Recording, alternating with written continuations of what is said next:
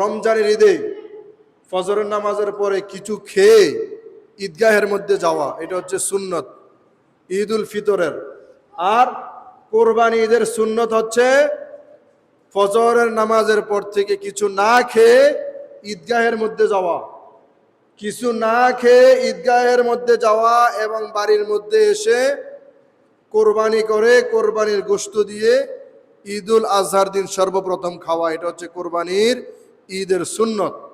সেই জন্য সকলের প্রতি আহ্বান, আপনারা যখন কোরবানি করবেন, কোরবানি যখন হয়ে যাবে, একটা অংশ গরুর একটা অংশ আপনি নিয়ে আপনার ঘরের মধ্যে পাকাবেন, তারপরে আপনারা খেয়ে, কুটাকুটি তো চলবেই, সবগুলো গোশত এগুলো আস্তে আস্তে করেন, কিন্তু কোরবানি করার সাথে সাথে আপনি কোরবানির গোশত গরুর একটা অংশ আপনি নিয়ে রান্না করে এটা দিয়ে আপনারা প্রথম খাবার দাবার খাবেন।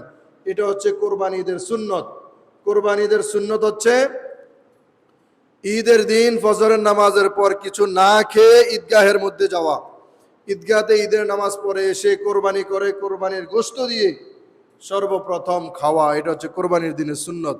আবার অনেকেই জিলহজ মাসের চাঁদ উঠার পর থেকে দাড়ি চুল তারপরে নখ এগুলো আপনারা কাটেন নাই।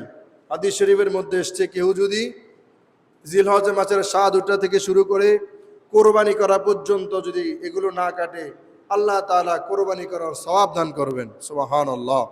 এগুলো আপনারা কোরবানি দেওয়ার পরে তারপরে আপনারা চুল কাটবেন, নখ কাটবেন, তাহলে আপনি কোরবানির সওয়াব পাবেন।